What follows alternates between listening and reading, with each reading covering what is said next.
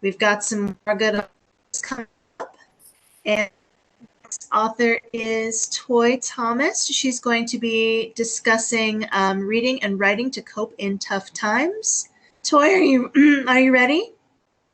Ready. Can you hear me? Okay. Thank you so much for having me. I am kind of playing it cool today. I usually go very formal with like a PowerPoint presentation and I have bullet points and things like that. I am at a point in my life where I'm very candid, so I'm just sitting on my couch today, talking from the heart. I have been struggling with a migraine for the past couple of days, so I'm not going to be as animated as I usually am, but I am excited to talk about reading and writing to cope in tough times. So it's 2020, and I think we all know that this is a year that's unlike any other we've experienced in most of our lifetimes. And for me, I've always been an avid reader. And I think this has been the first time in my adult life where I actually took a step back from reading. I took a step back from writing. I took a step back from television and, of course, social media. And I gave myself an opportunity to basically press reset, and I needed that. So I encourage anyone who's thinking about doing that to do it. It doesn't have to be a long-term thing. I'm not saying, completely check out from what's happening in the world, but I did. I took about almost a week to just kind of reset. And once I did that, it freed me up to start looking at things in a different way. So if you have seen me at all on social media, and if you haven't, let me tell you, I am a geek girl, which means I mostly indulge in like pop culture things, geek things, comic books, anime, all that kind of stuff. I love science fiction and fantasy. These are also the things that I write. Yes, geek girl. And so with everything that's going on, not just in the US, in the whole world, I actually had to tone down my geek girl for a little while. And I had to embrace other parts of me. And that's my dog that you hear. Like I said, I'm being candid. She can jump on if she wants. I'll be talking about her a little bit. Anyway, and so I had to start reaching outside of my comfort zone.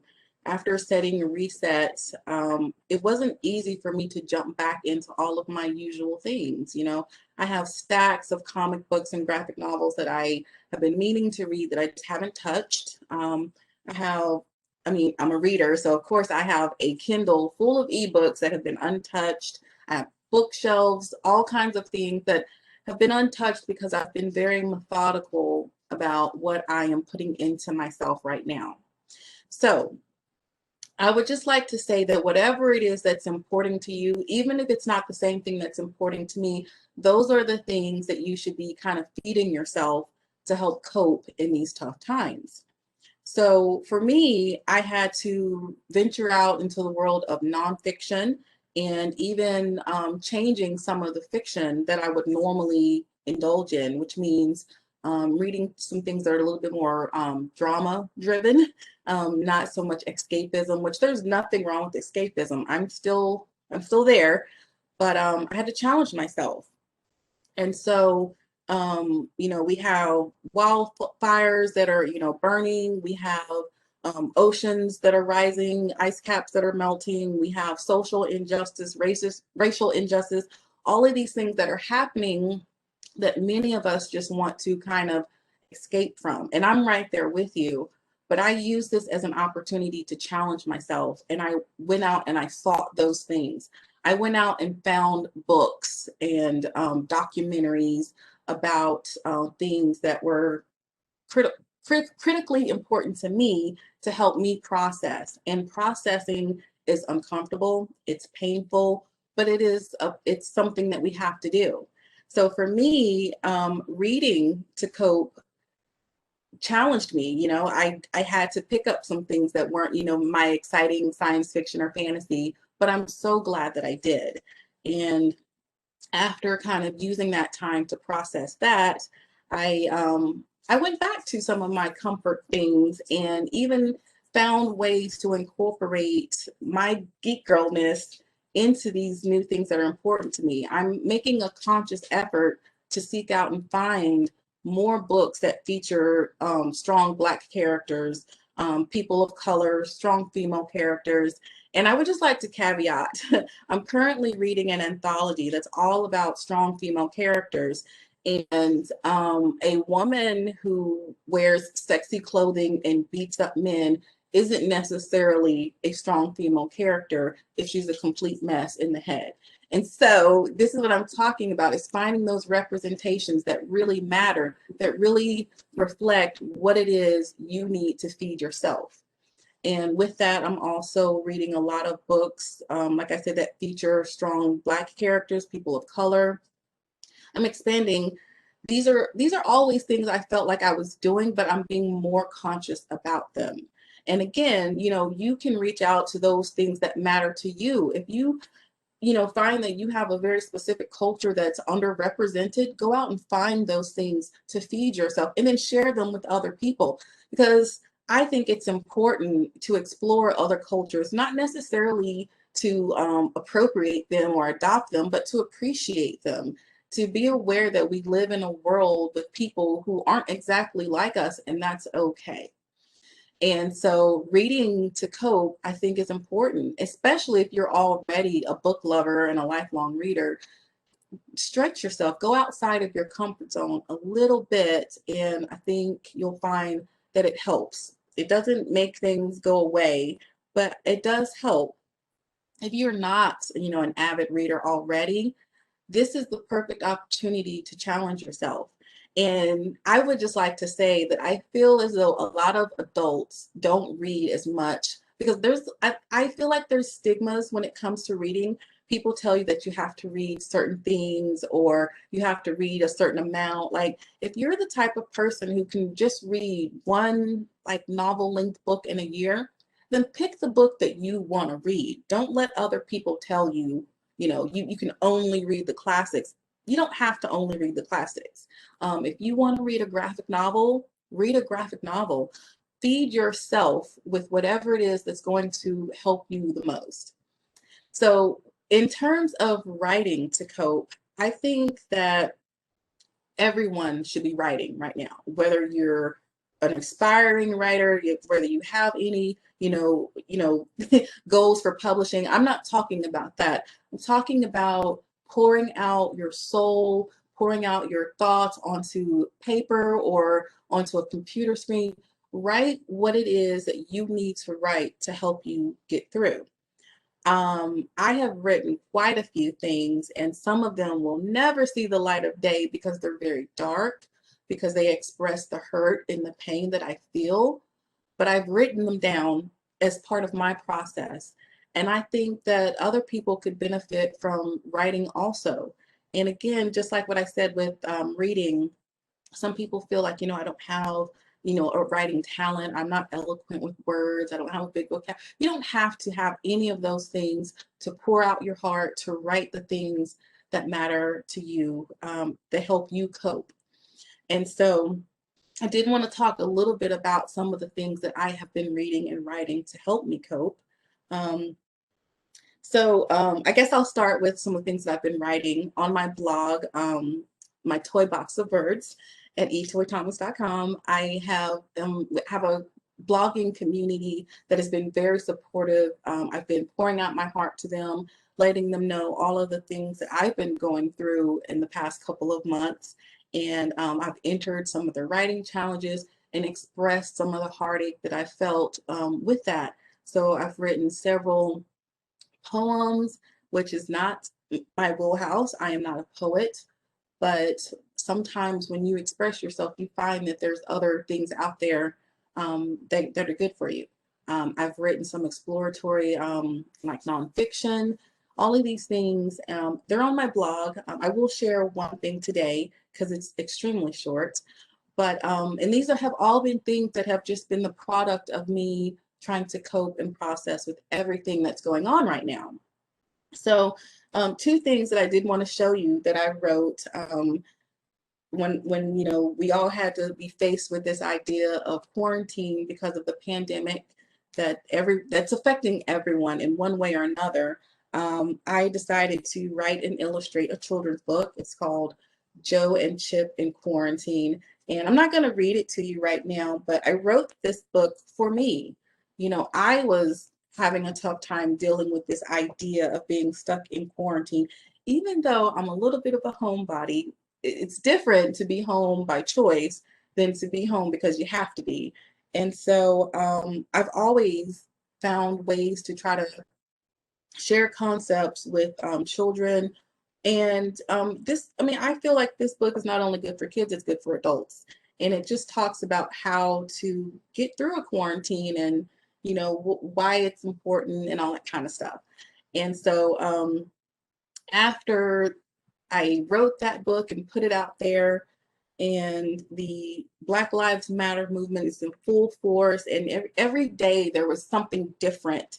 And so again, I had to write something and I put it out there. I wrote this for me.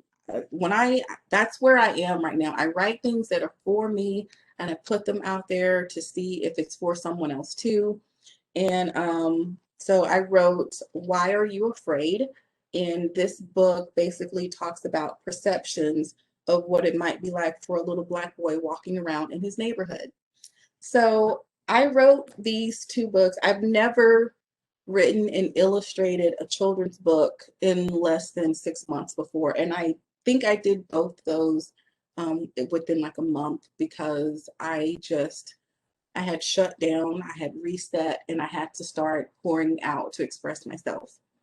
And so, and again, I'm not saying that everything that you write has to be published, but I do feel that writing is important to help with that process. And so I did want to read one very short poem that's on my blog right now. Again, it's the Toy Box of Words. It's at etoythomas.com. And like I said, I'm a part of a blogging community. It's actually a very supportive group. And I was very honored that they liked my poem so much. It was the prize. And can you still hear me? I can't see your video, but we can hear you. Oh, oh, my video went out? Okay. Now you're back. Okay, great. All right, so, but I did just want to share this one poem. It's very short. It is called Driving Home. It's cold outside, but I can't wear a hoodie. My pants are too tight, but at least it doesn't look like I'm carrying. My car is run down, but at least I'm less likely to get pulled over. I just need to make it a few more blocks. And so that is a poem that I wrote to help me cope and process with everything that's going on in the world right now. And so I encourage everyone to rethink, you know, your reading processes. If you read for pleasure, continue to do that. Find those moments of escapism where you can, but I also challenge you to use that love of reading or your new interest in reading to challenge yourself a little bit to help you process what's happening in the world. Read some differing opinions and find out what it is you really and truly believe. And then pour out your soul, pour out your heart onto paper, onto a screen, and write. And if you're anything like me, it will definitely help you cope in these tough times. Thank you. Another thing that I've found actually helpful, especially for people that may have issues with writing, to do a recording, to just speak into your phone that has a recording option and just emote whatever's going on. Yes, I've definitely done that. When I'm in my car, sometimes if I'm having a moment, I will pull over and I will just record into my phone to help pour that out of me so that I can keep on moving. I do have a comment. Oh, yes, writing is a great way to help us process and help others understand. I've just purchased my first fantasy book to try something new. That's great. I think it's wonderful. And like I said, I'm a geek girl, so fantasy and science fiction are the things that I would normally like read anyway. And I was so grateful to discover a new author. Of course, I can't remember his name right now, but the series that I'm reading is called Tristan Strong. The first book is Tristan Strong Punches a Hole in the Sky. The second one is Tristan Strong Destroys the World. And it's basically a book about African American and African gods. And it's a wonderful escape, but it also helps feed those things that I'm processing right now. So fantasy can even help with coping. It's wonderful. What other things have you been reading? Well, right now I am reading an anthology that's all about strong female characters, and I read some. I should have written all this down, but I've been reading some nonfiction too. Like I started reading some works of what's his name, James Baldwin. Of course, I don't have the things in front of me now. But I've basically been going back and reading a lot of the people that are on like those recommended lists of what to read. But I've been getting outside of my comfort zone because I don't read a lot of nonfiction. I've also been reading some biographies and memoirs, and those are very insightful. I just got I think a memoir from Prince, so I'm excited to read that. Nice. Does anyone else have any questions or comments for Toy? We've got about 20 minutes, so we're running ahead of time today. So here we go. JR likes to ask this question. What's in the works for you? Well, I have been kind of taking like a little hiatus from like trying to publish for a while, but I did have several projects in the works before I took this bit of a hiatus. So I am kind of toying around with putting out a collection of short stories that I've collected over the years. I actually have enough to create like two collections of science fiction and fantasy. And I've had interest from an editor, so that could possibly be coming out. And I have been working on a rewrite for a novel series. So who knows, maybe in the year 21, I'll have a new publication out. But I am always putting up short fiction, flash fiction on my blog. And so I'm always writing. Excellent. Let's see. Since we're talking about what we're reading, I'll mention that my favorite author, um, Jim Butcher, has come out with two new books in his Dresden Files series. So I've devoured those recently. He's kind of mostly fantasy, but a little bit of like the noir crime. There's a wizard who's operating in modern day Chicago. So it's been nice having something that I've looked forward to that, maybe quarantine might have stopped coming out and really getting to escape into the world where there are big mystical problems instead of, the common ones that we have going on today.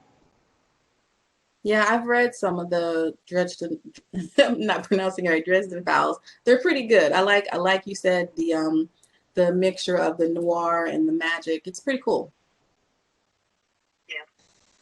That's some of the stuff that I've been reading recently. Does anybody else want to comment on what they've been reading, either when we're all in quarantine or now to kind of, there we go. Uh, the Subtle Art of Not Giving an F. That's actually not a bad one to be reading right now. We all could use some not giving an F right now. Yeah, I've Anybody? seen this one, thought about it, hadn't picked it up yet, but who knows? School materials. Okay, yeah, that's a really great way to use some of this extra downtime that we all have to go back to school grad school. That's awesome, JR. Yeah. That's funny because I've also been reading some writing craft books, always, working on my skills as a writer. And so I recently read, this one was actually a book club read. I think it's called Writing for the Other. And it's supposed to help you writing from like different perspectives, culturally, I guess.